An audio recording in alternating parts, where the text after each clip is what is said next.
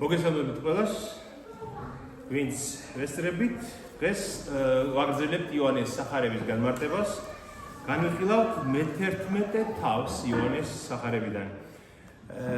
ჩვენ მე-10 თავში გავჩერდით იქ, როდესაც იესო ხანუქას დღესასწაულზე სოლომონის ბრჭესთან იყო, დადიოდა, ტაძარში იყო, ზამთარი იყო იერუსალიმში და იქ მას იუდეველები კიდევ ერთხელ ეკამათებიან და ეუბნებიან, სადამდე გაგვიმწარებს სულს, თუ შენახარ ქრისტე, გითხარი პირდაპირ და ქრისტე ეუბნება, რომ საქმითაც გიჩვენებთ, რომ მე ვარ და სიტყვითაც გითხარით, რომ მე ვარ, მაგრამ არ გინდა თქვენ ამის დანახვა, იმიტომ რომ თქვენ არ ახართ ჩემი სამწყსოსი.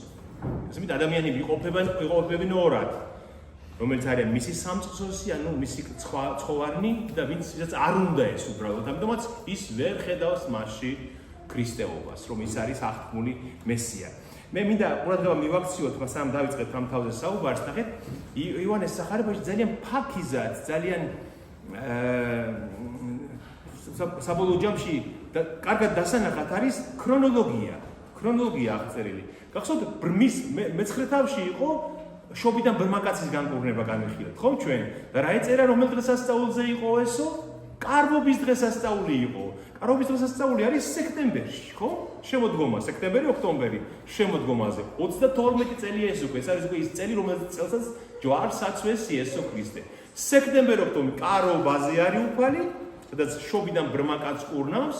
შემდეგ უკვე მე-10 თავში, აი ეს რაც მეკითხარით, ხანუქას დღესასწაულია, ზამთარია უკვე, იანვარია, დეკემბერი, იანვარი, ხანუქა და ახლა ეს მე-11 თავი უკვე არის რომელი? გაზაფხულია უკვე. მოახლოვებულია პასექი. ხედავთ როგორ ქრონოლოგია, როგორ დაფარულად არის, მაგრამ შესამჩნევი არის. როგორ მიდის დრო და როგორ მიდის ყველაფერი ქრისტეს ჯვარს მისაკენ. ამის დანახვა შეიძლება.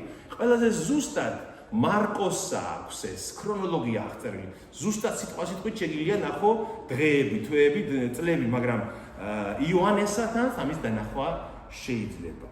და ამის შემდეგ რომ დააპირეს უკვე გადაწყვეტილია მისი შეპყრობა და მოკლა და სინედრიონს გადაწყვეტილი აქვს და მე-10 თავი ასე დამთავრდა, რომ მაშინ კვლავ დააპირეს მისი შეპყრობა, მაგრამ ხელიდან გაუსხდა მათ და განეშორა იერუსალიმს და წავიდა იორდანის გაღმა გავიდაო და გადავიდა იმ ადგილას, სადაც იოანე ნათელს სცემდა. პირეა ერქვა იმ ადგილს, ანუ იორდანის გაღმარი, იორდანის აქეთ მხარეს არის იერუსალიმი, ხო? და იქ იყო მას, იქ იმყოფებოდა, იქ გადაგებდაო და იქ რომ იყო იესო, ბევრმა ირწმუნა მისი, რადგან იოანე უკვე ნამყოფია იქ, იოანე ნათლისმცემელი და ხალხი მომზადებულია მის შესახვევად და ამბობდნენ, რომ ყველაფერი რაც იოანემ შენზე თქვაო, მართალი ყოფილაო. იმდენად დიდი რამეები იხილეს იესო ქრისტესგან იქ პირეაში იორდანის გაღმა მხარეს. და ამის შემდეგ მოახლოვდა უკვე ნახეთ, უკვე ეს თვეებს რა თქმა უნდა იოანე ტოვებს, ყველაფერს არ აღწერს იოანე, თვითონაც ამბობს, რომ ყველაფერი რომ აღმეწერა, მთელი სოფლიოს წიგნები არ ეყოფოდა სამყაროს წიგნები ყველაფერს, ამიტომ ტოვებს ამ პერიოდს და უკვე ეს ხდება ახლა გაზაფხულზე. პასექი არის მოახლოვებული და მე-11 თავში მთელი მე-11 თავი ეთმობა ლაზარეს მკვდრეთით აღდგინებას ბეთანიაში. ბეთანიელი ლაზარეს. ბეთანია სად იყო? ბეთანია იყო იერუსალიმის მახლობლად 3 კილომეტრია დაახლოებით დაშორებული ზეთისხილის მთაზე. მაგრამ მანამდე კიდევ ერთ რამეს მინდა მივაქციოთ ყურადღება. რადგან საუბრობთ, გამოვიყენოთ ეს ყველაფერი. ნახეთ, იოანე, ჩვენ ეს თქვით უკვე. იოანე მის თავის სახარებაში არჩევს სულიწმიდის შთაგონებით, რა თქმა უნდა, ინსპირირებულია ეს ყველაფერი, სულ 8 სასწაულს. 7 სასწაული ხდება ქრისტეს ჯვარსმა და აღდგომამდე და მერვე სასწაული ხდება აღდგომის შემდეგ. როდესაც ის გალილეის ტბასთან თავის მოწაფეებს ხვდება, ისინი უყურებენ მას, რომ დგას ნაპირზე ვიღაც, ისინი თევზაობენ და იციან, რომ უფალია ეს, რომელიც მკვდრეთით აღმდგარი ეცხადება მათ. მაგრამ აღდგომამდე ხდება 7 სასწაული. და ეს 7 სასწაული ძალიან საინტერესოა გამორჩეული სულიწმინდას და იოანეს ჩაწერილი და აი ესეთი აღმატებული და აღმატებული ხდება ეს სასწაულები. ნახეთ? აი ჩვენ ეს ყველაფერი განვიხილეთ დღეს მე-7 სასწაულთან ვართ და მე მინდა რომ ისინი გავიხსენოთ და ნახოთ რა ხდება, რატომ აღწერს იოანეს. პირველი სასწაული რა იყო? კანას გალილეაში ქორწილში რომ მივიდა უფალი ღვინო რომ წყალი რომ ღვინოთ შესცვალა. მოვიდა ღმერთი და წყალი აქცია ღვინოთ, სიხარულად აქცია. ანუ სიხარულის უფალია ძեղთის არის, სიხარულზე აქვს ადამიანის ბედნიერებაზე და სიხარულზე აქვს მას ძალაუფლება. შემდეგ მეორე სასწაული რა იყო? მეფის კარის კაცის შვილი კვდებოდა და იესომ განკურნა იგი. რადგან აჩვენებს რომ ნამდვილი ჭეშმარიტი მეფე ეს არის.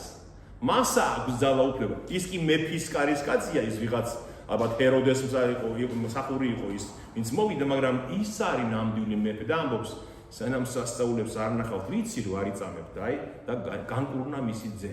მეორე სასწაული. მესამე სასწაული რა იყო?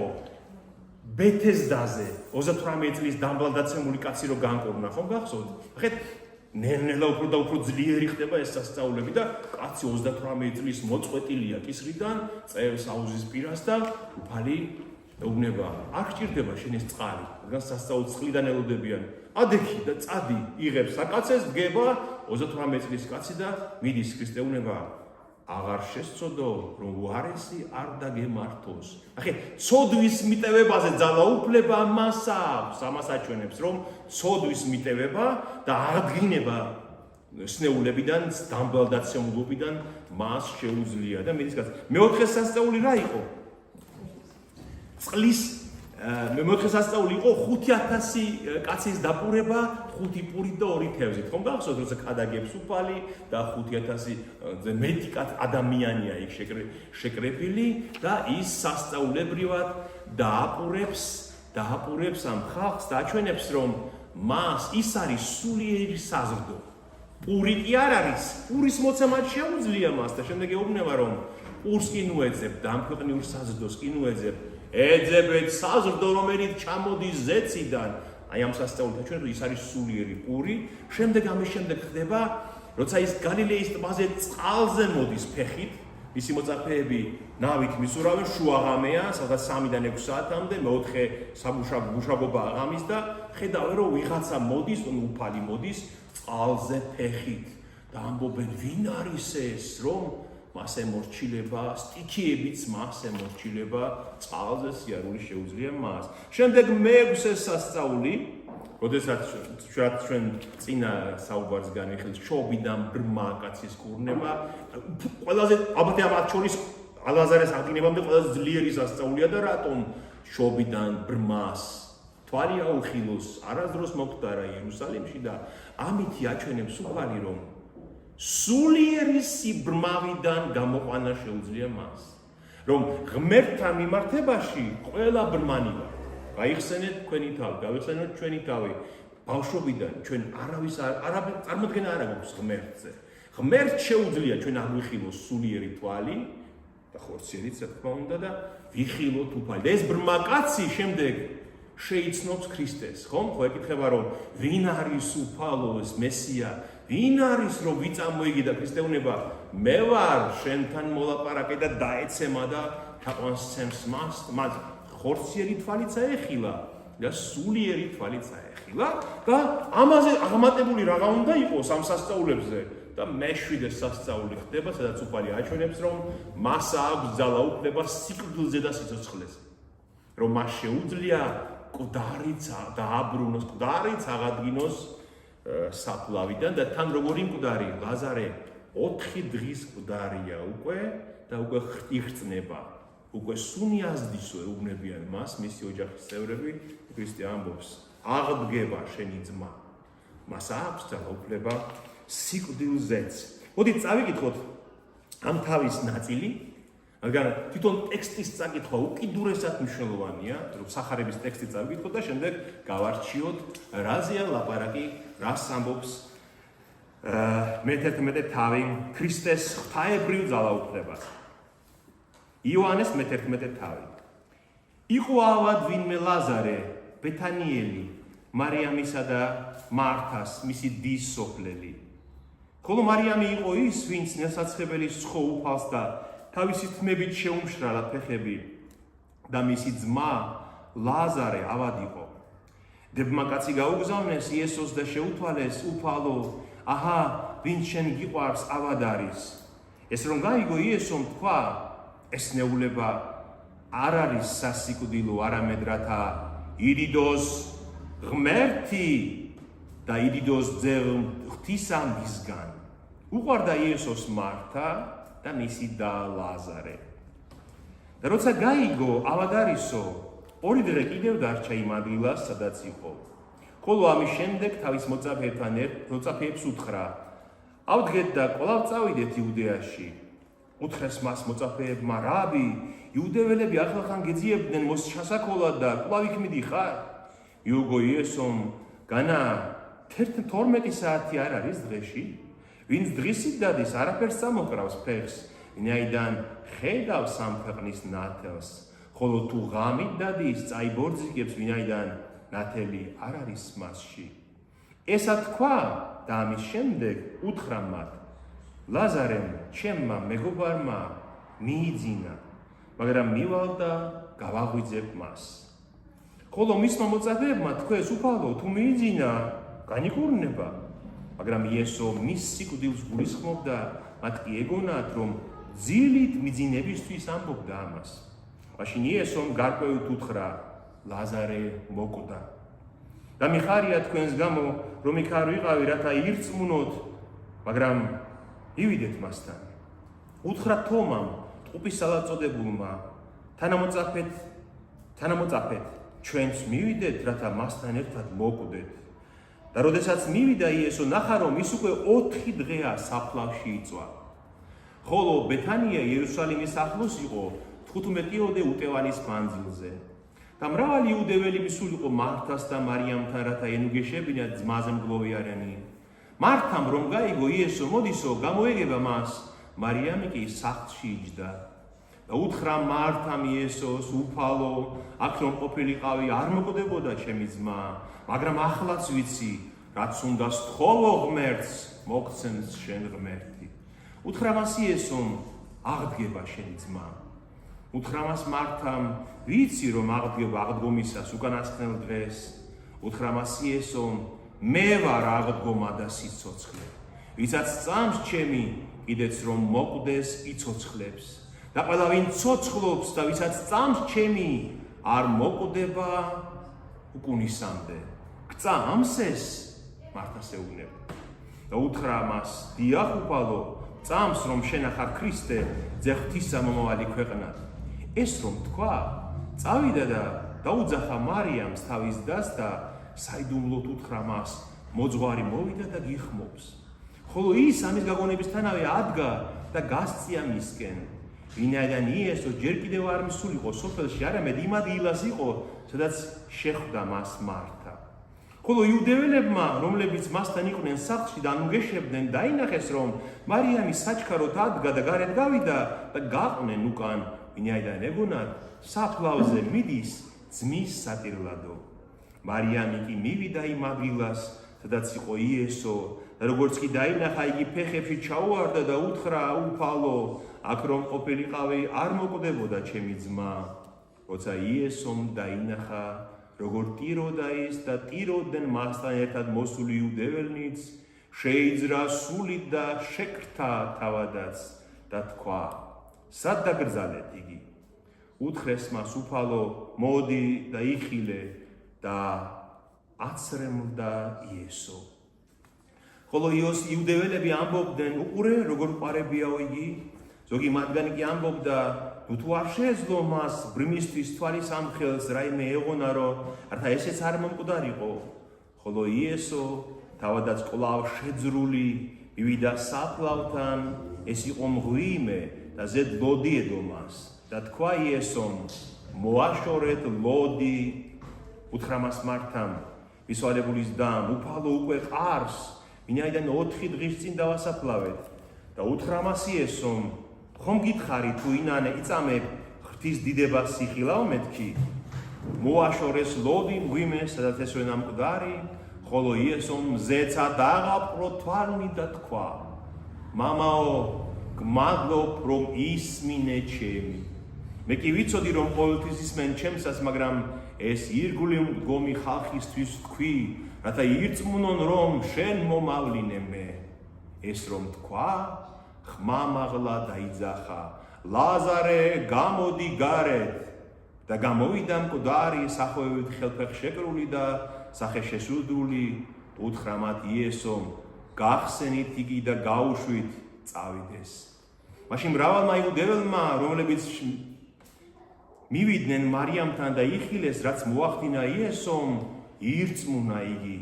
ხოლო ზოგიერთი მათგანი წავიდა და უთხრა ფარისეველებს, რა მოახდინა იესომ. აქამდე წავიკითხოთ და ბოლოს ის ბოლო მონაკვეთი. ნახეთ, თავარი რა არის, რაც ჩვენ აქ უნდა დავინახოთ. უფალი ყველა ნიშანს სასწაულს აკეთებს რაღაცა აზრით, ხო? ის არაფერს არ აკეთებს შემთხვევით ან ხალხის გასაკვირვებლად. მაგალითად, როდესაც 5000 კაცს 5 პურით დააყურებს, რას ამბობს? მე ვარ პური ზეციური.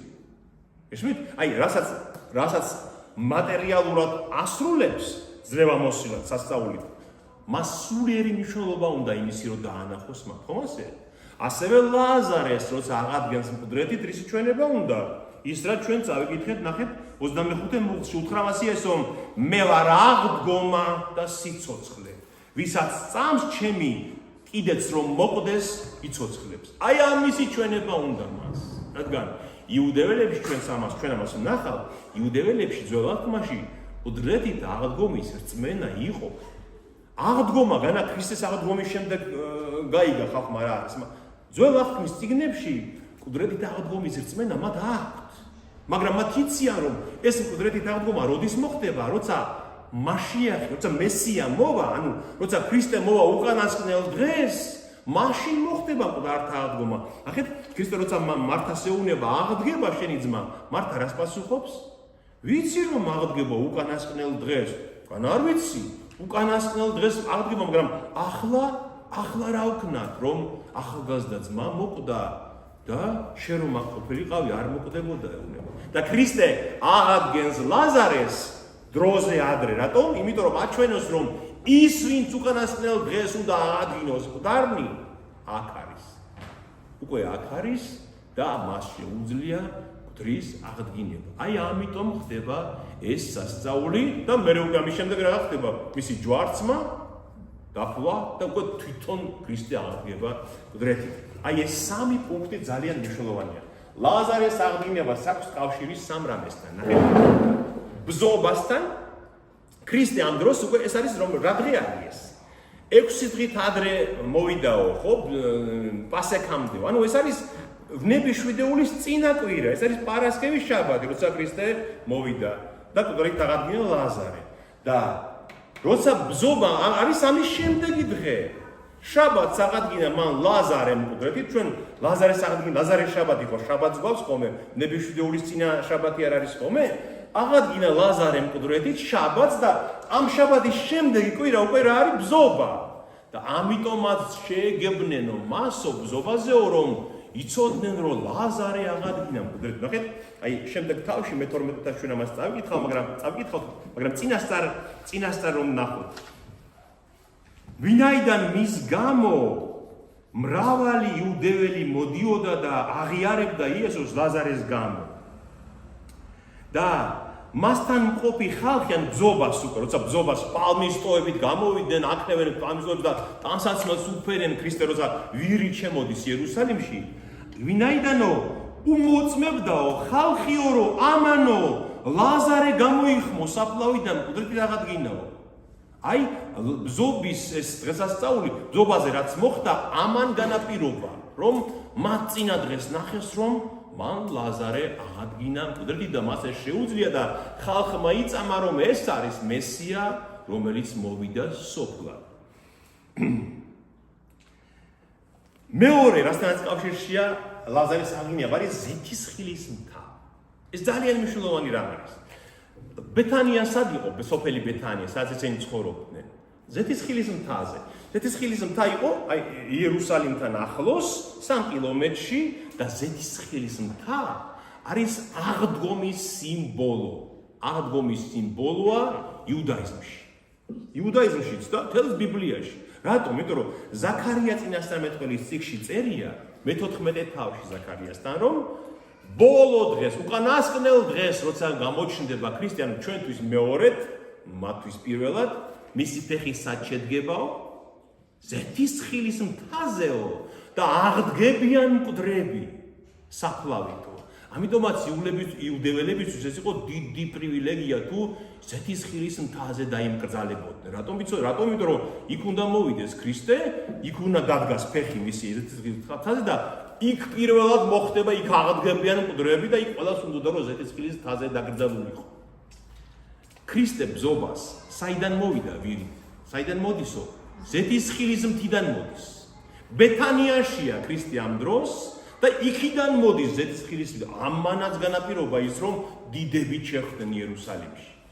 ვირით რომ მოდიოდა, იმიტომ რომ ნაწინასწარმეტყველებია ზაქარიასთან, ესაიასთან რომ მაჰა მოდის შენი მეუფე ვირზე მჯდომი. და ეს ლაზარე, მართა და მარიამი საცხოვრობდნენ ბეთანიაში. და ბეთანია ზუსტად ზეთისხილის მთაზეა. და ქრისტემაც ზუსტად იმიტომ ამოარჩია ეს სასწაული რომ მოეხდინა, რომ ზეთისხილის მთაზე ხდებოდა ეს, რომ მათ უნდა დაენახათ, რომ ზეთისხილის მთაზე, სადაც უკანასკნელ დღეს მოხდება მკვდართა აღდგომა, ახლა უკვე აღადგინა ქრისტემ ლაზარე. და ამიტომაც და იწამონ, რომ ეს არის აღთქმული მესია. და მესამე ნახეთ იოანეს ჩვენ წავიდეთ 57 თავში, ჩვენ ამას მოგვიანებით წავიდეთ. მაშინ შეიკრიბნენ მღვდელმთავრები და ფარისევლები, მოიწვიეს სინედრიონი ამ ლაზარეს მკვდრით აღდგენების შემდეგ და თქვეს ეს კაცი მრავალ სასწაულს ახდენს, თუ თავის ნებაზე მიუშვებთ, ყველა მას გაყვება, რა ვქნათ? უნდა მოკლათ. მკვდრით აღდგომა ლაზარესი იწვევს ქრისტეს სასიკვდილო განაჩენს. ესმით? აი ადამიანი როგორი ბოროტია, ბნელში მყოფი ადამიანი როგორი ბოროტია, რომ ის ვინც სიცოცხლე მისცა ადამიანებს და ის ვინც ლაზარე გამოიხმო საფლავისაგან, გადაუწყვიტოს რომ უნდა მოკლან, იმიტომ რომ ამას თუ გაყვა მთელი ხალხიო, რაღაც მიზეზი აქვს თავისი, შემდეგო იტყვიან რომაელებიო, ებრაელებმა სხვა მეფე აღიარეს. ესმით? განაჩენი იუდეველების რა შემდგომარეობდა, რომ ამას თუ გაყვა ხალხიო, ქრისტესო და მეფედ აღიარესო ქრისტეო, რომაელები იტყვიან რომ იმპერატორს კი აღარ აღიარებენო ებრაელებიო მეფედო, უმაღლეს ხელისუფლებო, ქრისტესო და მოვლენო და ტაძარსაც წაგვართმევენო და ქვეყანასაც წაგვართ. ამიტომ ჯობია მოკლათო ესო, რომ არ დავკარგოთ ტაძარი და ქვეყანა. და ამიტომაც ნახეთ, აი ხშირად ხო ესეც ხდება ქვეყანაში დღევანდელ დღესაც. მოდი მოვკლათ ჭეშმარიტება, იმიტომ რომ დაგვართმევენ ქვეყანას სხვანაირად. ტერი მოვა. ტერია ჩასაფრებული და ჯობია ჭეშმარიტება მოვკლათ, რომ ომი არ იყოს. ხო, ხომ დღესაც პოლიტიკოსები ხომ? აი ომი იქნება. უარყოფენ ჭეშმარიტებას იმის გამო, რომ აშინებენ ხალხს, ზუსტად იგივე გააკეთეს მღვდელმთავრებმაც. ომით შეაშინეს ის ხალხი და თქვეს რომ ეს თუ არ მოვკალით ომი იქნება. და ომი მართლა მაინც მოხდა და რომაელებმა დასაჯეს იერუსალიმის არა იმის გამო რომ მათ ქრისტე აღიარეს, რო არ აღიარეს ქრისტე, იმის გამო დაისაჯნენ ზუსტად ებრაელები სულ რაღაც 40 წლის შემდეგ ქრისტეს ჯვარცმის შემდეგ. აი ეს სამი რამე რაც კავშირშია ლაზარეს აღდგენებასთან.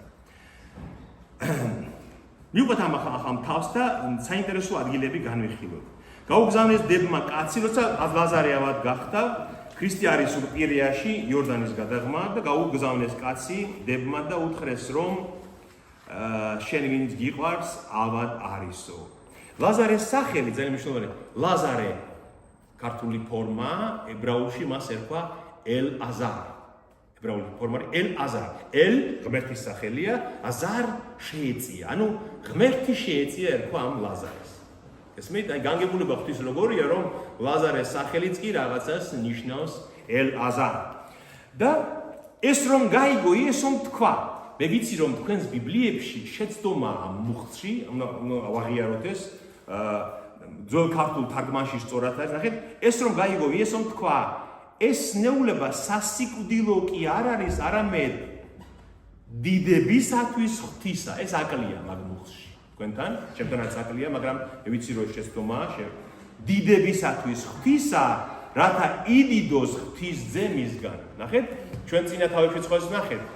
ეს ნეულება, ეს სასწაული რაც მოხდება, ღვთის სადიდებლად არის, რათა იდიდოს ძეღმთისა მისგან. ანუ რას ამბობს აქ ქრისტე? რომ ღვთის სადიდებლად, მამის სადიდებლად, რათა ძეც იდიდოს ამ სასწაულით. ანუ ეს ამბობს რომ მამის და ძის ნება აქ ერთი და იგივეა. ეს სასწაული რო აღსრულდება, მამა ღმერთი განდიდდება ამისგან და ძე ღმერთიც იქნება განდიდებული ამ სასწაულისაგან. ამბობს რომ ამით არ მოკვდება ლაზარე, ღვთის სადიდებლად არის ეს სასწაული.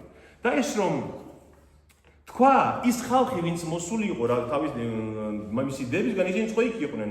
თავისთავად როგორც ჩანს, ისინი დაბრუნდნენ და გადასცეს ალბათ მის დებს, რომ უფალმა ასე თქვა, რომ ეს ნეულება სასიკვდილო არ არის, არ მოკვდებაო, ხო?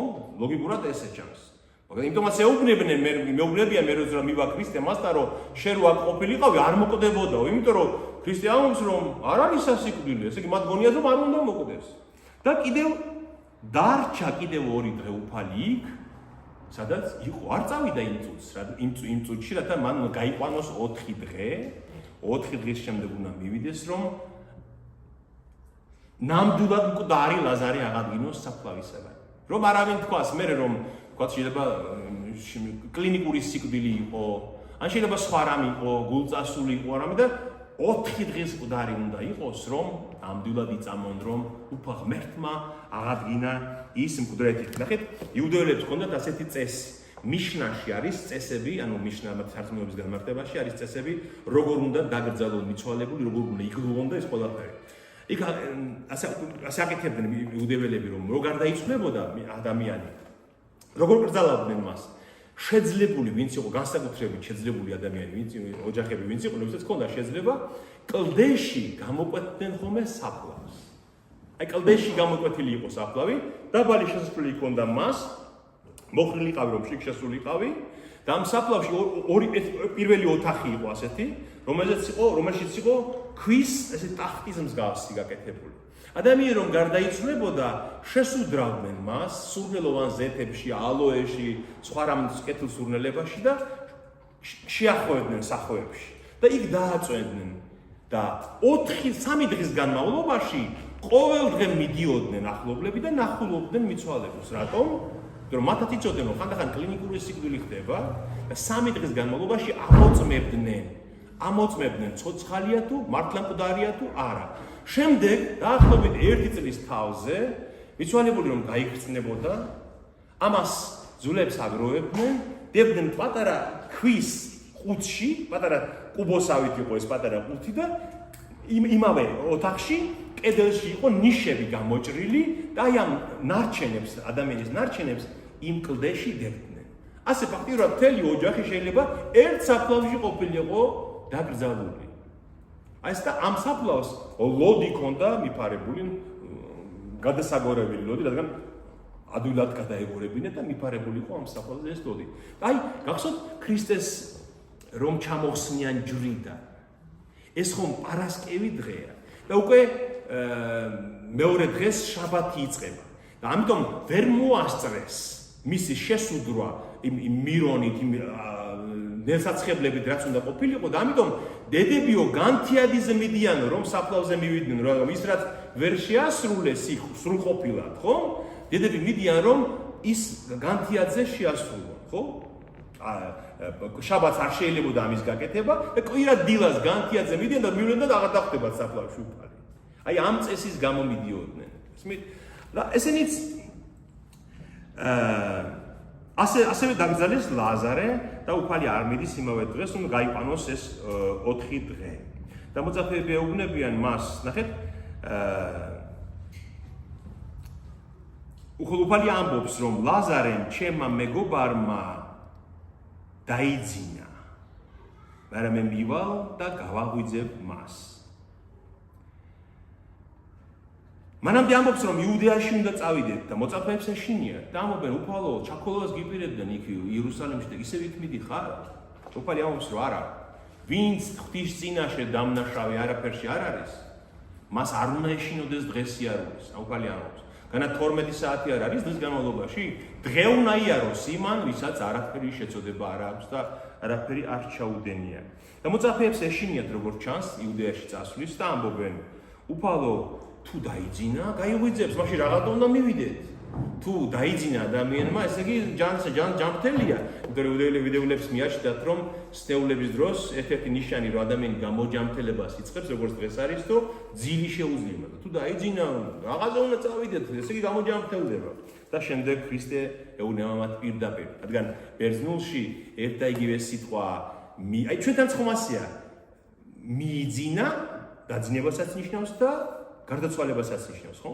ჩვენ ხო ასე ვთქვით, თუ შობლის მიძინებას ვეძახით გარდაცვალებას. და ბერძნულში ეს ბერძნულიდან გვაქვს ჩვენს გამოღებული და მოწაფეები ვერ მიხვდნენ, რომ სიკვდილზე ლაპარაკობს ქრისტე და ბოლოს ქრისტემ უთხრა მათ პირდაპირ ლაზარე მოკვდა და მიხარია თქვენს გამო რომ იქ არ ვიყავი, რათა ირწმუნოთ, მაგრამ მივიდეთ ახლა ავიდეთ და წავიდეთ. თქვენს გამო მიხარია რომ ნახოთ ეს სწავლი ახლა ადგეთ და წავიდეთ მასთან და თომა მოციქული ამბობს, თომა ურწმუნო თომა ამბობს, რომ წავიდეთ რახანასია და ჩვენ დავიხოცოთ, აბა იერუსალიმში მისვლა ჩვენ სიკვდილს ნიშნავს და წავიდეთ მასთან ერთად.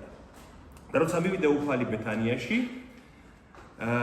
მართა გამოეგება სახლიდან და მარიამის სახლში იჯდაო, რადგან იუდეველებს ჰქონდათ ასეთი წესი, რომ 7 დღის განმავლობაში გლოვობდნენ მიცვალებულს და ან იატაკზე იჯდა ჭირისუფალი, თმებს იშლიდნენ, იატაკზე იჯდა, ან პატარა სკამი ჰქონდათ, იმაზე იჯდა და მოდიოდნენ მეზობლები, ახლობლები და ანუგიში 7 დღე უნდაზე გლოვიარე ყოფილიყო და ნახეთ როგორ წერია მეოცე მუხლში მართამ რომ გაიგო იესო მოდისო გამოეგება მას მარიამი კი სახლში იჯდაო. აი ამ დომაზეა ლაპარაკი, რომ 7 დღე უნდა მჯდარიყო სახლში. როგორი ზუსტია სახარება, ზუსტად აღწერს იმას, რაც იმ დროს ხდებოდა. და მართამ უთხრა იესოს, ერთ-ერთმა დამ, ლაზარეს დამ უთხრა იესოს, აქ რომ ყოფილიყავი, არ მოკვდებოდა ჩემი ძმა. მაგრამ ვიცი რაც უნდა სთხოვო ღმერთს, მოგცემ შენ. რადგან მართამ არ იცის, მართასაც ბოლომდე არ აქვს შეცნობილი, რომ ღმერთია, ძე ღმერთი დგას მის წინაშე და ეუბნება, აი, შენ რომ სთხოვო ღმერთს, მოგცემს ღმერთი, დარწმუნებული ვარ ამაში. უთხრა მას იესომ, იესო არ ეუბნება, ნახეთ, მე ვთხოვ ღმერთს და ღმერთი აღადგე შენს ძმას. არ ეუბნება ამას, პირდაპირ ეუბნება, აღდგება შენი ძმა. რომ მას აქვს თვითონ ძალა უფლება და ართა აღდგინების.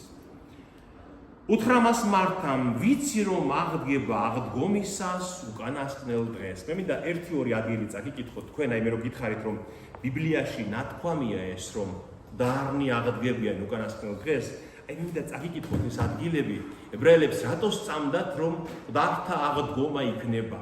ისე ვიმეორებ, მკვდართა აღდგომა სახარების პროდუქტი კი არ არის, რახან ქრისტე აღდგა მკვდრეთით. არამედ ძოლახმაში უკვე იყო ეს რწმენა მკვდართა აღდგომის. აი მაგალითად იობის წიგნი, უძველესი წიგნი, ხო, მოსეს დროინდელი წიგნია იობის წიგნი. იობის სიტყვებია ასეთი, ამბობს, როცა მოვკვდები, ამბობს იობი. და როცა დაიშლება ჩემი კანი, ან გავიხსნები, მაინც ვიცი რომ ჩემი სხეულიდან დავინახავ ღმერთს. ჩემი სხეულიდან დავინახავ ღმერთს. მე თავად დავინახავ მას, ჩემი თვალები დაინახავენ მას. კაცო, თვალები თუ გაიხსნა და თუ აღარ აქვს მკვდარს, ხო? 100 წლის შემდეგ თვალი ხო აღარ არის საფლავში. რატომ ამბობს იობი, ჩემი სხეულიდან და ჩემი თვალებიდან დავინახავ ღმერთს? იმიტომ რომ იცის რომ ან მკვდრეთით აღდგომა ელოდება, იცის. ამიტომ ამბობს. შემდეგ ეზეკიელ წინასწარმეტყველის წიგნში გამიყვანაო უფლის ხელმაო და დამაყენა სულით შუაგულ ველზე, ამბობს ეზეკიელი. ხილვა აქვს ეზეკიელს, სული წმინდისაგან, ღვთაებრივი ხილვა. და დამანახა ველზე ძვლები ეყარა, გამხმარი ძვლები, ანუ ნეშტი იმ ასობით ათასი მილიონი ადამიანის, ვინც დაიხოცა. და მითხრა ადამის ძეო, ღმერთია უნება ეზეკიელს. ადამის ძეო, როგორ გონია, თუ გაცოცხლდება ეს ძვლებიო. და თქვი უფალო ღმერთო, შენ იცი მეთქი, აბა მე რა ვიცი, შენ იცი ღმერთო უნება ეზეკიელი. და მითხრა უწინასწარმეტყველი ამ ძვლებს და უთხარი მათ გამხმარო ძვლებო ისმინეთ უფლის სიტყვა ასე ეუბნება უფალი ღმერთი ამ ძვლებს აჰა შევიყვან თქვენში სულს და გაგაცოცხლებთ ასე ეუბნება მოგცემ ძარღვებს შეგასხამთ ხორცს და კანს გადაგაკრავთ სულს ჩაგიდგამთ და გაცოცხლდებით მაშინ მიხვდებით რომ მე ვარ უფალი ნახეთ ღმერთი ამბობს რომ უკანასკნელ დღეს აი ამ ძვლებს შევასხავ ხორცს კანს კუნძს სულს ჩაუდგავ და აღვადგენ ყდრეთით ამიტომაც ამბობს ნახეთ მართა მე ვიცი რომ უკანასკნელ დღეს აღდგება ჩემი ძმა მაგრამ ახლა ეგ რა შვებაა როგორ ჩვენ ვამოთხოვნთ ხოლმე ჩვენს მიცვალებული რო ყავს ვიღაც ახლობელი ვამოთხ კი ვიცით რომ როდესღაც აღდგება ნახავთ მაგრამ ახლა რა ვქნა ამიტომაც ეუბნება აქ რო ყოფილიყავი არ მოკვდებოდა და არ დაგტოვებდა ჩემი ძმა და ნახეთ პასუხი იესოს 25 მუკლი უთხრა მას იესო მე ვარ აღდგომა და სიცოცხლე ვისაც წამს ჩემი კიდეც რომ მოკვდემ სიცოცხლეს ბოლო დღეს ვინც აღადგეს გვდრებს ის მე ვარ ეუბნება ქრისტე მე ვარ აღდგომა და სიცოცხლე და ყველა ვინ ცოცხლობს და ვისაც წამს ჩემი არ მოკვდება უკუნისამდე გწამს ეს აი ეს 25 და 26 მუხლები არის ძალიან მნიშვნელოვანი ამ აი მთელი თავი შეიძლება მთელი თავის არსი ამაში იყოს შეიძლება ამ მუხლებში ნახეთ მე ვარ აღდგომა და სიცოცხლე ვისაც წამს ჩემი კიდეც რომ მოკვდეს სიცოცხლებს ვიზიანობს ამას ვისაც წამს ჩემი კიდეც რომ მოკვდეს იცოცხლებს ნუ ჩვენ ვინც ქრისტეს მეორედ მოსვლამდე მოკვდებით ხო ჩვენ გვწამს რომ კიდეც რომ მოკვდეთ ჩვენი ცხოვრება გრძელდება ხო შემდეგ ამბობს და ყველა ვინ ცოცხლობს ანუ ყველა ვინ ცოცხალია და ვისაც წამს ჩემი არ მოკვდება უკუნისამდე ამას ვიზიანობს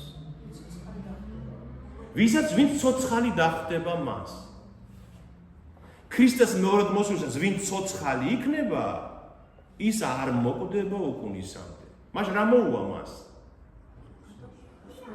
ამას გეუბნება ნახეთ პავლე მოციქული გვიცხადებს ამას ეს პავლეს კორინთელთა მიმართ მე პირველი ეპისტოლეს მე-15 თავი გეტყვით საიდუმლოს დიდს ამბობს პავლე მოციქული პავლეს ხომ სული წმინდა ეუბნებოდა ამას ღმერთის სული ყველანი როდი მოკვდებით მაგრამ ყველანი შევიცვლებით ერთ წამში თვალის დახამხამებაში როდესაც დაიგეგვინებს უკანასკნელი საყვირი რადგანაც დაიგეგვინებს და მკვდარნი აღდგებიან უხრწნელნი ხოლო ჩვენ შევიცვლებით რადგან ამ ხრწნადმა უნდა შეიმოსოს უხრწნელობა და მოკვდავმა უნდა შეიმოსოს უკვდავება ხოლო როდესაც ეს ხრწნადი შეიმოსავს უხრწნელობას და ეს მოკვდავი შეიმოსავს უკვდავებას მაშინ ასრულდება სიტყვა დაწერილი დაინქა სიკვდილო ძლევა შენი სად არის სიკვდილო ნესტარი შენი სად არის ჯოჯოხეთო ძლევა ის შენი პავლე ამბობს რომ ვინ ცოცხალი დაუხდებით უფლის მოსვლას ჩვენ ერთ წამში შევიცვლებით და აღარასოდეს აღარ მოკვდებით მაგრამ ვინ საფლავში წევს იმ დღეს ისინი აღდგებიან უკვდავი და უხრწნელი სხეულებით ამიტომაც ამბობს ქრისტე რომ ვინც მოკვდება კვლავ აღდგება და იცოცხლებს მაგრამ ვინც ცოცხალია და ჩემს მოსვლას ცოცხალი შეეგებება აღარ მოკვდება უკუნისამდე ხო გასაგები არის ლაპარაკობს უზარმაზარ რამეს ამბობს ამ ქრისტე რომელსაც შემდეგ პავლე მოციქული უფრო მეტად გვიმარტავს ნახეთ და ნახე ვიტყვისო მაშინო ადამიანიო რომ სად არის სიკვდილო ნესტარი შენიო ჩვენ ხო ყველა ვატარებთ სიკვდილის ნესტარს ხო ვატარებთ ეხლა მაგალითად ნენელა რომ ჩემ კანს უყურებ რომ ძველდება მე გძნობ რომ სიკვდილის ნესტარი ჩემში არის ჩატოვებული უკვე და მე ვიცი რომ დღესაც მოკვდები ხო და იმ დღეს როცა თუ მე ცოცხალი შევხვდი ქრისტეს მოსვლას და აღარ მოკვდი ვიტყვი სად არის შენ სიკვდილო შენი ნესტარი ვეღარ მომკლავს სიკვდილო ხო და ზოგიერთი იტყვისო სად არის ჯოჯოხეთო ძლევა შენიო თუ მოკვდი და იმ ქვეყნად წავედი ხო მაგალითად ჯოჯოხეთს ვეტყვიო აი სად არის შენი გამარჯვება ვეღარ გაიმარჯვე ჩემზე აღმადგინა ღმერთმა გესმით ხო ხდებით რაზე ლაპარაკი მე ვარ აღდგომა და სიცოცხლე ამბობს აღდგომა მკვდართათვის და სიცოცხლე მათთვის, ვინც ცოცხალი შეეგებება იესო ქრისტეს მეორედ მოსვლას. იქნება ჩვენ შორისაც ვინმე იყოს ისეთი, ვინც ცოცხალი შეხვდება ქრისტეს მეორედ მოსვლას. მაგრამ აქ ორგვარი გააზრება აქვს ამას. იოანე აუხროპერი ამბობს, რომ ვინც ცოცხალია და წამს ჩემი არ მოკვდება, ნიშნავს, რომ სულიერ სიცოცხლეზეა ლაპარაკი. სულიერ სიცოცხლეს. გარდა იმისა, რომ ცოცხალი შეეგებები უფალს, შენ სულით თუ გაცოცხლდი და ხელახლა დაიბადე, არ მოკვდები არასოდეს სულიერ სიცოცხლეზე და სიკვდილზეა ლაპარაკიო. და ნახეთ მე რა არის საინტერესო? წამს ესო ეუნება მართას. როგორ გონიათ წამს მართას ეს? მართა პასუხობს უთხრამას დიახ უფალო, წამს რომ შენ ახარ ქრისტე, ძე ღვთისა მომავალი ქვეყნად. შეუძლებელია მართას ეს გააზრებული კონდეს ბოლომდე, ხო? ხო შეუძლებელი ხა ქალი, ახალგაზრდა ქალია, რომელიც მისი მოწაფეა, მაგრამ ეს განზომილება აი ამ სიტყვების, რაც ჩვენ დღეს ამ ჩვენ წმინდა წერილიდან ვიცით, შეუძლებელია მართა მიცოდეს, ხო? მაგრამ იმდენად უყვარს უფალი, იმდენად ენდობა მას, რა უნება წამს უფალო, შენ ახარ ქრისტე. ძე ღვთისა მომავალი სოფლად, წამს. ხანდახან იცით რა შესაქმე, რომ რას გვეუბნება ამით ეს წმინდა წერილი, რომ ხანდახან ჩვენ ნდობით და სიყვარულით ვენდობით იმას, რაც ბოლომდე არ გვესმის. ხომ გამოგიცდიათ ეს?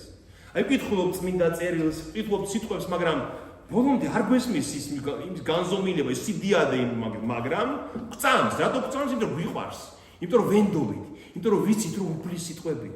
აი ეს არის უცადაკაც, აქაც რომ შეუძლებელია მართამ ბოლომდე იცოდეს, რას ეუნება ქრისტემ, მაგრამ ეუნება მე წამს რომ შენ ახარ ძე ღვთისა მომავალი სოფლად, ამიტომ გენდობი, ამიტომ მიყვარხარ. გესმი?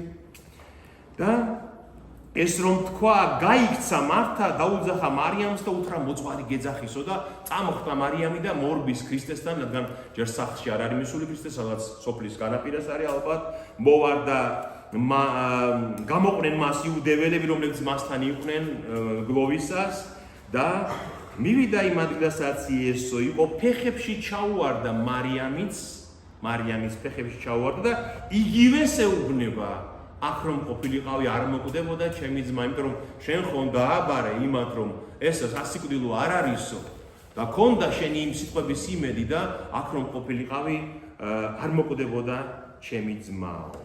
და ნახეთ რა მოხდა, რა ხდება 33 მუხლი. როცა იესომ დაინახა როგორ ტიროდა ის და ტიროდნენ მასთან ერთად ყოფი ხალხი, შეიძრა სულით. გული აუჩუქდა, ამოუჯდა გული, აი შეკრთა აი ამ საშინელების დამნახავი და თქვა, სად დაგრძალეთ იგიო? სად არის საფლავი? მაჩვენეთ მის საფლავიო. და უთხრეს მას უფალო, მოდი და ნახე და ატირდა იესო. თვითონაც დაატირდა, დაიწყო ტირილი უფალმა. რას გვეუბნება ეს? ნახეთ, აი ეს ძალიან მნიშვნელოვანი ადგილია 63 მუხლი ესაია წინასწარმეტყველის ამბობს, რომ მასო მესიაზე ლაპარაკობს ესაია წინასწარმეტყველი. მასო ეს არის დასასრული უკვე ესაია წინასწარმეტყველის წიგნის, როცა იხსენებს მესიას, როგორი იყო ქრისტე და ამბობს, რომ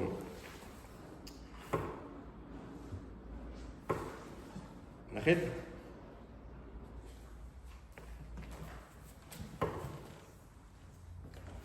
რომ მასო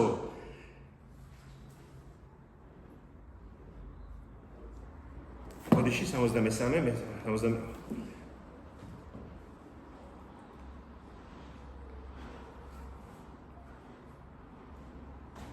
რომ თქვაო რომ ჩემი შვილებია ესენიო, ხალხავის ხალხს ებრაელებს ჩემი შვილებია ესენი, არც როობენ და მოევლინა მათ მხსნელადო, ქრისტეზე ამბობს. ყველა გასაჭირში მათთვის უჭირდაო. რაც მათ უჭირდა ამასაც. მან უძლურებანი ჩვენი იტვირთა და სნეულებანი ჩვენი მიიხვნაო. ხო წერია? ანუ აი მამის ხალხის ტირილი ტიროდა და მისი ხალხის გაჭირვებით უჭირდა მას. და ზუსტად ეს არის აქ აღწერილი, რომ კაცია, სრულყოფილი კაცია იესო, რომ ღმერთს ხომ ტირილი არ შეუძლია. ღმერთს როგორ შეუძლია სულით შეიძრას და რომ დაინახა ეს უბედურება, ეს ტირილი და გლოვა ატირდა თავადაც. გარდა ამისა, ეს ადასტურებს კიდევ იმას, რომ ღმერთის ნება არ არის სიკვდილი. გესმით? რომ ღმერთის სიკვდილს როგორც რაღაცა ტრაგედიას, როგორც რაღაც არაბუნებრივს, როგორც რაღაც ადამიანისთვის შეუფერებელს უყურებს, იმიტომ რომ ღმერთმა როცა შექმნა ადამი და ევა, ხო უკვდავნი შექმნა იგი. უკვდავებაში იყვნენ ისინი დროებ, მიწიერნიც, წუთიერნიც და უკვდავნიცო. ანუ უკვდავი უნდა ყოფილიყო ადამიანი და ხედავს აი ამას, აი ამ უბედურებას, რომ აი ამ დაცემის გამო აი ესეთი გლოვა და ტირილი და გაჭირვება და ატირდა თავადაცო. და იუდეველები ამობენ, რომ ნახე როგორ ყარებია ლაზარე, როგორ არ შეეძლო მას, რომ ეშველა მისთვის. ესენი ის რომელი იუდეველები არიან, იცით, წინამძღოლები ერის. მთავრები. გახსოვთ, შემდეგ ჯვარცმულსაც რას ამობენ იგივე ის ხალხი, თუ მეფეაო ისრაელის ჩამოვიდეს ჯვრიდან. აქ რას ამობენ? არ შეეძლო ბრმას თუ თვალი აუხილაო, არ ისე ექნა რომ არ მოკვდარიყო ლაზარეო, იმიტომ რომ ვისაც არ სწამს მისი და არ უყვარს უფალი, სულ ეძიებს რაღაცა ბოროტ სიტყვას, რომ რაღაცაში დააყვედროს, ბრალი დაძნოს და ესენი ამობენ, მოსულია უფალი ტირის მასთან ერთად და რა არ შეეძლო რომ არ მოკვდარიყო, ამბობენ ასე. და იესო კითხულობს, სად დამარხეთ იგი, რა უფალმა გორგენ და არ იცის სად დამარხეს? რა თქმა უნდა, მან იცის სად დამარხეს. მაგრამ მივიდა საფლავთან და ედომას ლოდი. და უთხრა იესომ მოაშორეთ ლოდი. მოაშორებინა ლოდი, გადააგორეს ლოდი, მაგრამ მანამდე გააფრთხილეს, რომ უფალო არს უკვე 4 დღის მკვდარი ლაზარე და ხრწნილება შეეპარა მის ხორცს. ანუ ეს უკვე ნიშნავს, რომ ადამიანი ნამდვილად მკვდარია, თუ ხრწნილება შეეპარა მის ხორცს. უთხრა მას იესომ, ხომ გითხარი, თუ იწამებ ღვთის დიდებას იხილავ და ეხლა არის ძალიან საინტერესო მუხლი, ამას მოусმინეთ ძალიან ყურადღებით, რომ ეს არ გამოგჩნდა. მოაშორეს ლოდი, სადაც ესვენა მკვდარი და იესო აღაპყრო თვალები და თქვა, იწყებს იესო ლოცვას, მაგრამ ძალიან უცნაური ლოცვა. ნახეთ, რატომ არის უცნაური ეს ლოცვა? აღაპყრო თვალი და თქვა, მამაო, გმადლობ რომ ისმინე ჩემი. მე კი ვიცოდი რომ ყოველთვის ისმენ ჩემსას, მაგრამ ეს ირგვლივ მგომი ხალხისთვის ვთქვი, რათა ირწმუნონ რომ შენ მომავლინე მე. უცნაური რა არის ამ ლოცვაში, ნახეთ? მამაო, გმადლობ რომ ისმინე ჩემი. ჯერ არაფერი არ უთქვია უფალს. და უკვე ამბობ, გმადლობ რომ ისმინე ჩემიო. ვინ ლოცულობს ასე? იოანე ოქროპირი შემდეგ ამას ასე განმარტავს, რომ კაცო, ასე ვინ ლოცულობს? ჯერ უნდა თქვა, არ ისიც თქმაც გინდა და თხოვ ორ ისიც თქმაც გინდა და მერე თქვა, რომ მე მწამს რომ ისმინე ჩემი შენ. მაგრამ უბრალოდ არაფერს არ ამბობს და ამბობს, გმადლობ რომ ისმინე ჩემი, ჯერ არაფერი არ თქოს და უკვე ამბობს რომ გმადლობ რომ ისმინე ჩემი, მაგრამ მე ვიცი რომ შენ ყოველთვის ისმენ ჩემსას, მაგრამ ეს აი ამ ხალხისთვის თქვი, და ირწმუნონ რომ შენ მომავლინე მე. რას ნიშნავს ეს სიტყვები? ის რომ მან ლოცვის ძალით კი არ აღადგინა ეს მკვდარი, არამედ ღვთაებრივი ძალით თვითონ როგორც ღმერთმა აღადგინა და ამბობს რომ გმადლობ რომ ყოველთვის რომ ისმინე ჩემ, ნიშნავს რომ შენი ნება და ჩემი ნება ერთი და იგივეა, ამას ამბობს უფალი, გესმით? ის რომ მე მოვედი ლაზარეს აღსადგინებლად, ეს შენი ნებაც არის, ამბობს ქრისტე და გმადლობ რომ შენ ისმინე ჩემი. ანუ მამას და ძეს ხომ ნება ერთია? ანუ ერთი ღმერთია, ხომ ეს? ამიტომ ქრისტიანს წინასწარ უკვე ამბობს რომ გმადლობ რომ ისმინე ჩემი. რადგან მან იცის რომ რაც მისი ნება, ის არის მამის ნებაც. ძეს და მამას აქვთ ერთი ნება და ერთი განზრახვა. მაგრამ ეს თქვი ამ ხალხისთვის, რომ მათ იცოდნენ ეს, რომ ჩემი და შენი ნება ერთი და იგივეა, რომ შენ მომავლინე მე. და ეს რომ თქვა, ხმამაღლა დაიძახა. ლაზარე, გამოდი გარეთ. ნახეთ რას ამბობს? უფალს რომ ეთქვა, ჩემი ზეციური მამის სახელით გიბრძანებ, ლაზარე, გამოდი გარეთ, ხო? ასე არ ამბობს? ან არ ამბობს იმას, ღმერთის სახელით აღზრდე ლაზარე, ამას არ ამბობს? აბა რას ამბობს? ლაზარე, გამოდი გარეთ. როგორც ღმერთი, ისე მიმართავს საკუთარი ძალით და ძალაუფლებით ლაზარეს გამოდი გარეთ და გამოვიდა მკვდარი, სახვევით ხელფეხ შეკრული და სახე შესუდრული, უთხრა მათ იესომ გახსენით, მოხსენით ეს სახეობები და გაუშვით წავიდეს. ნახეთ, რატომ ეუბნება მათ? გადააგორეთ ლოდი, მაჩვენეთ სად არის საფლავი. გახსენით წავიდეს. რატო ეუბნება უფალი ამას? არ შეიძლება მას ერთი სიტყვით გაეთავისუფლებს, რატომ? რომ მოწმეები უნდა იყვნენ ესენი ყველანი. ის ვინც ლაზარე იქ დამარხა, ხო იქ დაფლა, იგივე ხალხი დგას იქ და ეუბნება აი საფლავი, აი ლოდი, აი ის სიკეთის სურნელობა. ყველაფერი თავისი ხელებით ნახეს, თავის ცხვირით იყნოსეს, თავის თვალებით დაინახეს და ამიტომაც მოხდა ეს უდიდესი სასწაული, რომ მათ იწამეს, რომ მართლაც მკვდრებით აღდგა ლაზარე. და ეუბნებია გახსენით და წავიდეს. ეს სიმბოლურად ჩვენ გვანიშნებს იმას, რომ ის ვინც მოვიდა უფალთან და აღდგა სულიერი ძილისგან, ჩვენც ვინც უკვე აღდგრები ვართ. აი ჩვენ ხო ჩვენი უწუნოებიდან აღმდგარი ხალხი ვართ, ხო? წამოვდექით და გავყევით უფალს. თუ ვინმე ახალი მოვიდა და გაიხსნა საკრელებისგან, აი სულიერი ძილის საკრელები უნდა მოხსნათ მას, მოვეხმაროთ, უშველოდ გავხსნათ და უჩვენოთ გზა, რომ მანაც იაროს სულიერ ცხოვრებაში ეს ჩვენი მოვალეობაა. და მაშინ მრავალმა იუდეველმა, ვინც მასთან იყო, დაინახა ეს სასწაული, ირწმუნეს და ზოგიერთი კი გაიქცა და ფარისეველებს მოახსენა რა მოხდა, რა აღასრულა იესომ ბეთანიაში. და შემდეგ იწყება ეს ტრაგიკული ამბავი, რომ შეიკრიბნენ სინედრიონი მოიწვიეს იმ წუთში ფარისევლებმა და თქვეს რა ვქნათ, ეს კაცი მრავალ სასწაულს ახდენს. რა მოვიმოქმედოთ? იმიტომ რომ ღვთის აღდგინება იერუსალიმში პასექი მოახლოებულია, ასეთი ძლევამოსილი სასწაული, ყველამ ნახა, რომ ეს აღასრულა იესომ რა ვქნათ. რადგან ნახეთ, ქრისტე რო სასწაულებს ახდენდა, ამას იუდეველები არ უარყოფდნენ. და დღესაც თალმუდში, მათ წიგნში, იუდეველების თავარ წიგნში თალმუდში, დღესაც ნახსენებია, რომ იესო სასწაულებს ახდენდა. უბრალოდ ისინი ამას მიაწერდნენ ბელზებულს, ბოროტძალას, ამბობდნენ, რომ ეშმაკის დახმარები და აძევებს ეშმაკებს, რა თქმა უნდა, თორე იესო რო სასწაულებს ახდენდა, ისინი ამას არ უარყოფენ. მაგრამ აბრალებდნენ, ცილს წამებდნენ, ან კრეხელობდნენ, ღმერთს გმობდნენ, რომ ეშმაკის ძალით აკეთებს ამასო. და ამბობენ, ეს რომ ახლა თავის ნებაზე მიუშვათ, ანუ თუ არ მოვკალით. ყველა იწამებს მისას და მეფეთ აღიარებენ იესოს. აი თელი ამ მოვლენის არსი რაში მდგომარეობს, ნახეთ? ჩვენ ხო ვამბობთ, რომ ქრისტე მეუფე, ჩვენი მეუფეა, ხო? ჩვენი სულიერი მეფე ხო ქრისტეა და ისრაელსაც ქრისტე უნდა მიიღო მისი როგორც მეფე, ხო? ამბობენ, რომ თუ ახლა ვაცალეთ, რომ ქრისტე როგორც მეფეთ აღიარეს, ზეციდან მოსული მეფე, როგორც მესიას, მაშინ რომაელები დაგვიჯიან ამის გამო. იტყვიან, რომ ისრაელმა სხვა მეფე აღიარა. რადგან ამ დროს ისრაელის მმართველი, იმის იუდეის მმართველი ვინ იყო? პილატე, რომისგან დანიშნული. გალილეას მართავდა ვინ? ჰეროდე, ისიც რომისგან იყო დამტკიცებული. აი როგორც კოლონიალური ძალები როგორ აკეთებენ ხოლმე, რომ ყველა ადგილას თავის საკუთარ ადამიანს სვამენ მეფეთან მმართველად, რომ მისი მეშვეობით აკონტროლებონ, ხო? პილატე იუდეას აღარ ყავდა მეფე, პილატე იყო მმართველი ამ დროს. გალილეას ჰეროდე მართავდა და ასე ყველა იქაურ ოლქებს.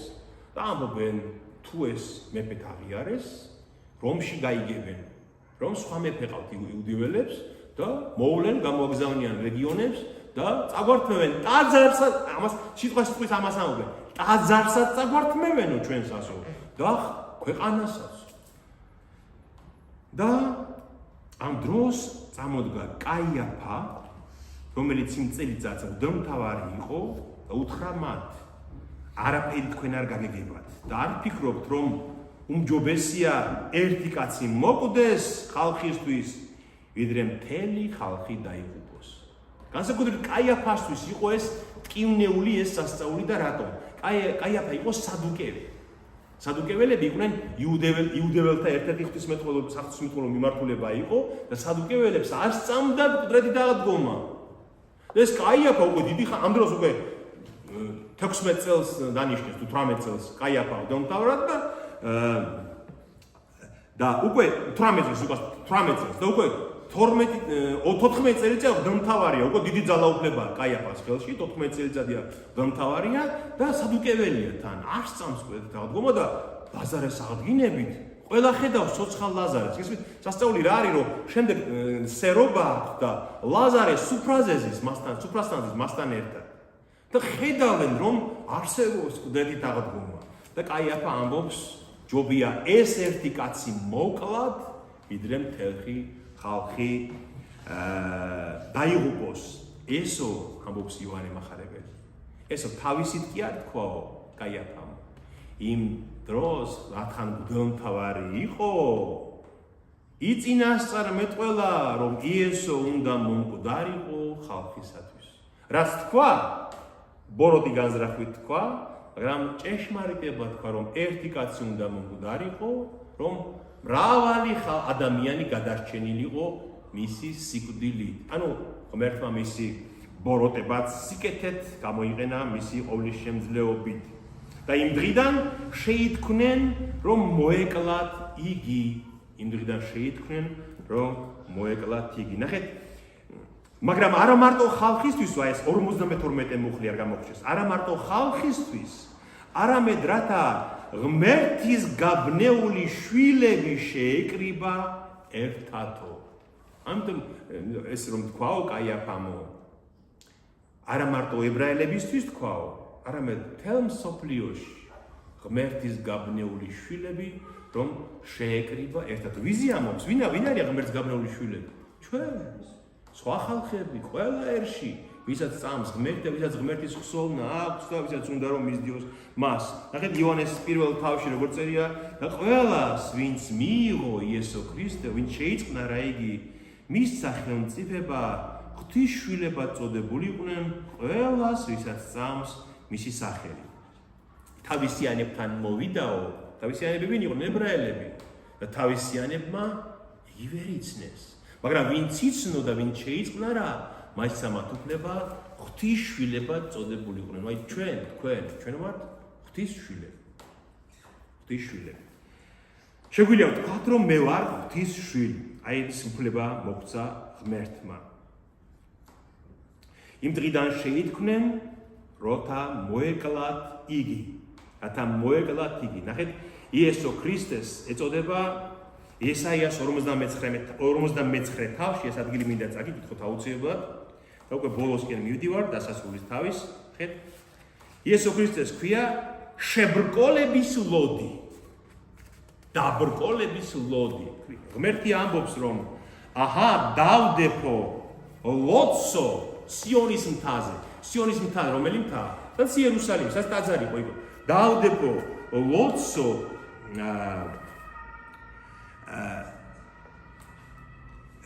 ამ მთაზეო და ის იქნებაო შებრკოლების ლოდიო ისრაელის ორი სახლისთვისო. რომელი სახლი რომელია? ჩრდილოეთ ისრაელი და იუდა, სამხრეთ ისრაელი.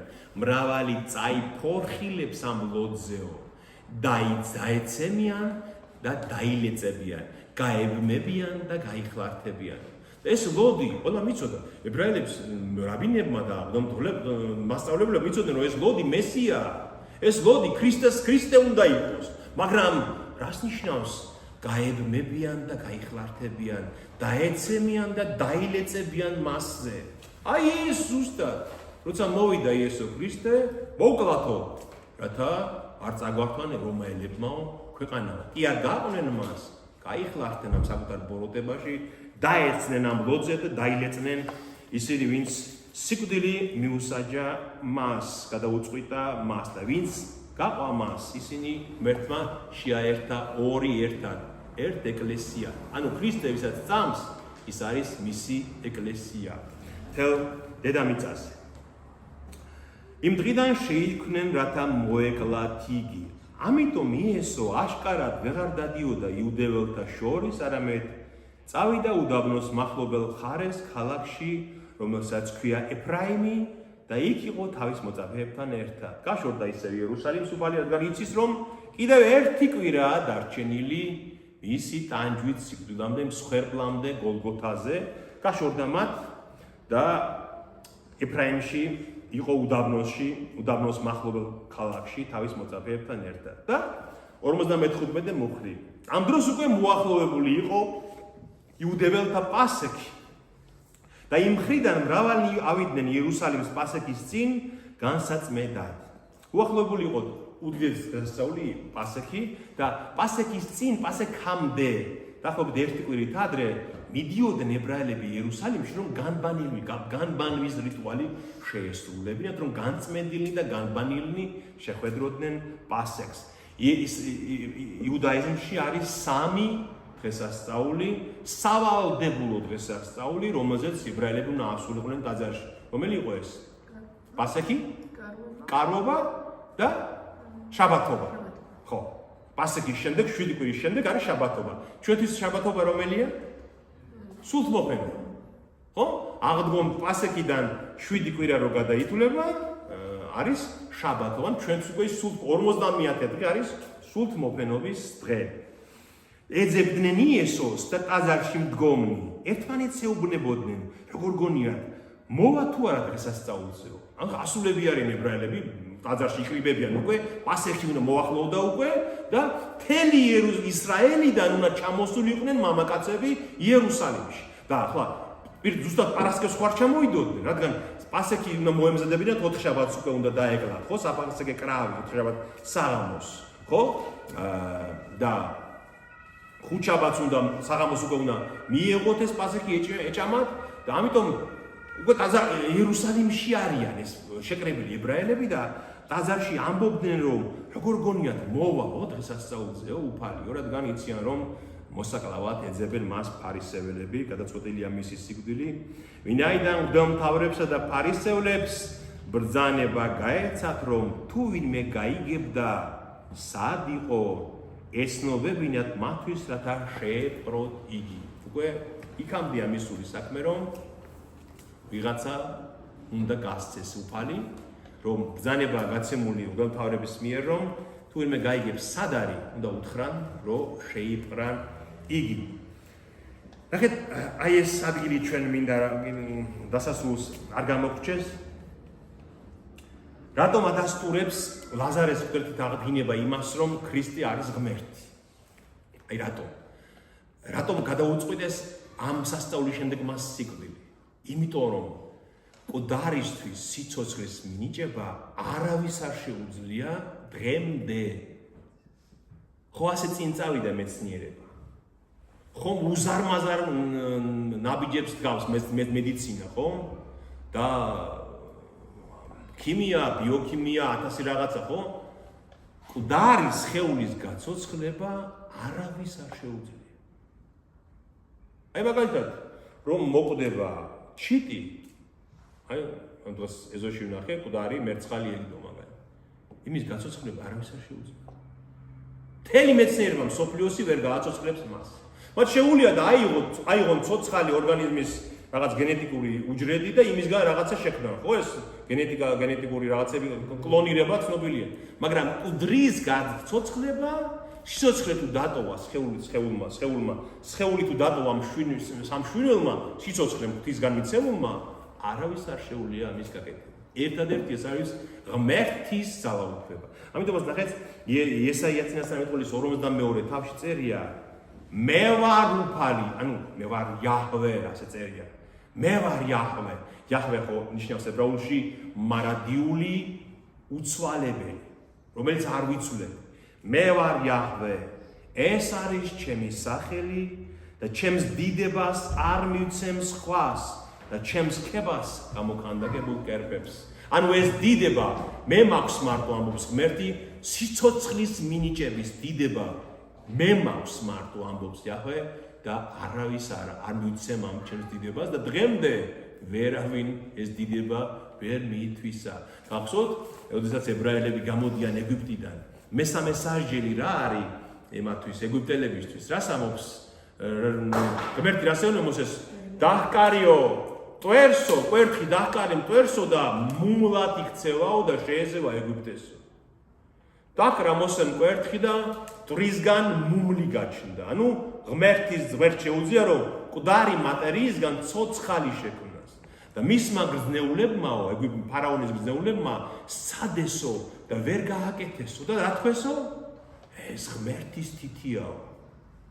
ღმერთის თითია ეს. არავის არ შეუძლია ამის გაკეთება ღმერთის გარდა. გესმით და აი ეს მოხდა ზუსტად პასექამდე ერთი კვირით ადრე, 6 დღით ადრე ბეთანიაში, ზეთისხილის მთაზე, რაც აღდგომის სიმბოლოა, რომ მივიდა ღმერთი, განკაცებული ღმერთი, უფალი ჩვენი იესო ქრისტე და მკვდარი ლაზარე გამოიხმო საფლავით და მისცა ბოლო უძლიერესი ნიშანი სასწაული, რომ ის არის იაჰვე, ქრისტე იაჰვე, რომელსაც აქვს დიდება და ძალაუფლება, მკვდარი აღადგინოს და ეს სხვას არავის არ შეუძლია.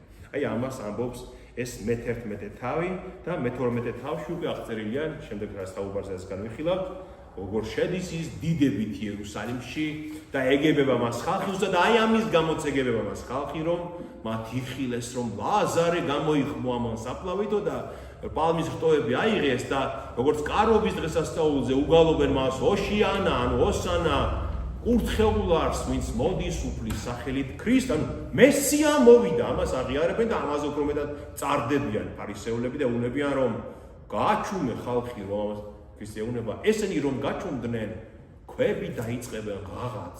იმდენად აშკარა, იმდენად ნათელია, რომ მესია ღმერთი მოვიდა თავის ხალხთან და ეს უნდა მათ შეიცნონ და აღიარონ. ეს არის მე-11 თავი იოანეს სახარების. წაიკითხეთ კიდევ სახში, სანამ ცხელია, ჩვენი სული სანამ ცხელია, წაიკითხეთ კიდევ რომ ეს არ გაიფანტოს და დაგჭეთ გონებაში კიდევ. კითხვები თუ არა მეა, შეგვიძლია პასუხი.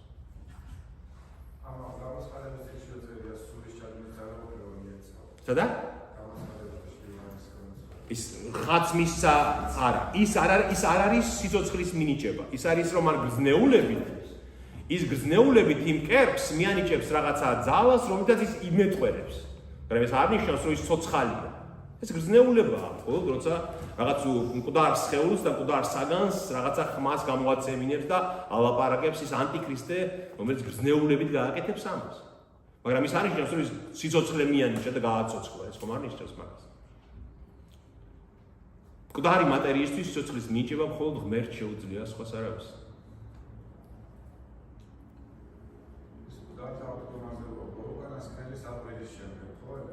უკანასკნელი საყვირი, მაგრამ აქ უკანასკნელი საყვირი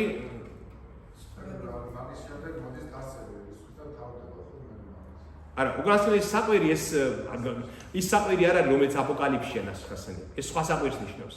ის გამოცხადების საყვირები სხვა რამეა. აქ უკანასკნელი საყვირი სიმბოლურად არის ნათქვამი, რატო იცი? აი რომაულ სამხედრო წესრიგში იყო ესე, რომ სამი საყვირი უნდა სამი ბუკი ჰქონდათ მათ და პირველ საყვირს რომ ჩაბერავდნენ, უნდა აეშალათ კარვები, მეორე საყვირს რომ ჩაბერავდნენ, უნდა დამდგარიყვნენ ლეგიონები წყობაში და მესამე საყვირს რომ ჩაბერავდნენ, უნდა წასულიყვნენ უკვე. ეს იქიდან არის სიმბოლური ენა, პავლე რასაც იყენებს. უკანასკნელი საყვირი ნიშნავს, რომ აი უნდა ავდგეთ და წავიდეთ უკვე, დამთავრდა. აი ამას გულისხმობს. დამთავრდა ყველაფერი, ბოლო საყვირი, მკვდარნი უნდა აღდგენ, აკეცონ თავის საფლავები ასე ვთქვათ და გაყვნენ უფალს მარადიული ცხოვრებისაკენ. აი ამ საყვირს გულისხმობს. თორე ის საყვირები სხვა არის, რომელიც აპოკალიფსია ნათქვამი. წავიდეთ სახლებში ახლა, დავიღალეთ ჩვენ. დიდება ღმერთს და